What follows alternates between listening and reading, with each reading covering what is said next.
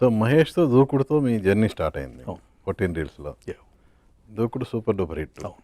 ఇక followed by one నేను ఒక్కడినే. 1 ఆగడు సర్లేరు నీకెవరు అండి. సర్లేరు నీకు ఎవరు బ్రేక్ ఈవెన్ అయిందా? సర్లేరు మంచి ప్రాఫిట్ అండి, మంచి profit. And it would have been more Covid లేకపోతే 50 days అయిన తర్వాత కోవిడ్ లాక్డౌన్ ఇచ్చారు. 50 days సెలబ్రేషన్ అయిపోయింది. వన్ థింగ్ అందులో ఏంటంటే అందరికీ ఓవర్ఫ్లోస్, అన్ని చోట్ల నుంచి ఓవర్ఫ్లోస్ వచ్చినాయి, అందరు కమిషన్లు వచ్చినాయి. కోవిడ్ వల్ల అకౌంటింగ్స్ రాలేదు.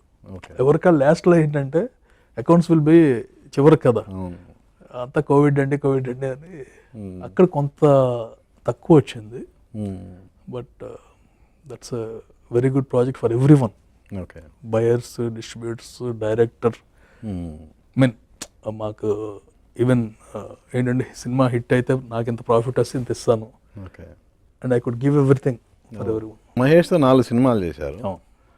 సినిమాలు హిట్ అయినప్పుడు, ఫ్లాప్ అయినప్పుడు తన రియాక్షన్ ఎలా ఉండేది? అంటే ఇప్పుడు ఫస్ట్ది చేసాం దూకుడప్పుడు చాలా పాజిటివిటీతో, అదొక it's a special journey in my life.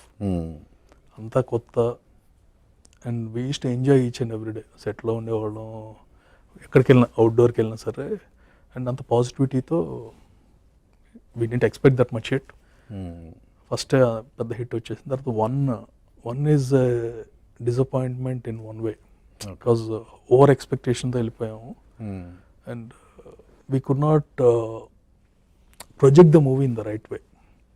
అంటే ఆ మూవీ ఎలాంటిదని స్టోరీ చెప్పేసి ఉంటే డిఫరెంట్గా ఉండేదేమో.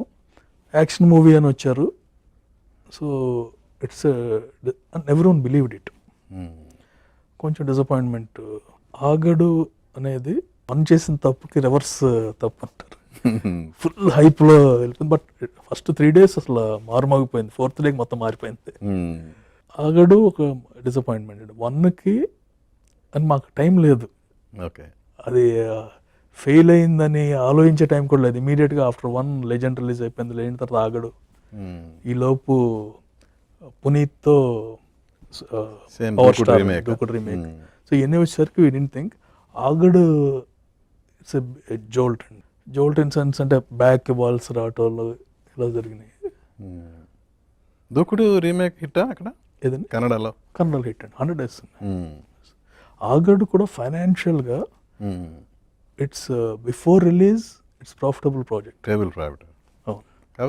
జస్ట్ బ్రేక్ ఈవెన్ అంటే కొంచెం ఆఫ్టర్ రిలీజ్ తేడా వచ్చింది.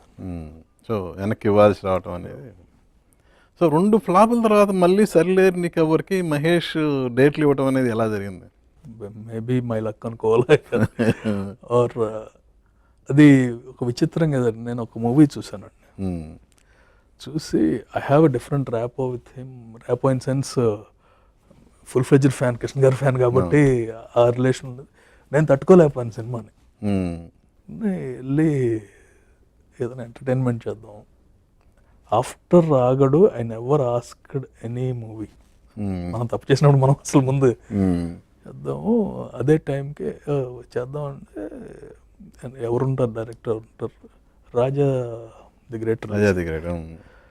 అనిల్ రావిపూడి మనకు ఆగడు ఫస్ట్ హాఫ్ రాశాడు. మీరు వినేసేయండి, బాగుంటే చేస్తాం అంతే. And Anil has story ready. విచిత్రంగా F2 కూడా రిలీజ్ అవ్వలేదండి. F2 ఇంకా స్టార్ట్ అవ్వలేదు.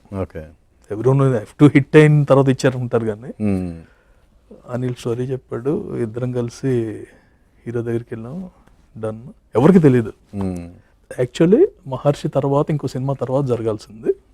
అది ఆగి ముందుకు వచ్చేసింది.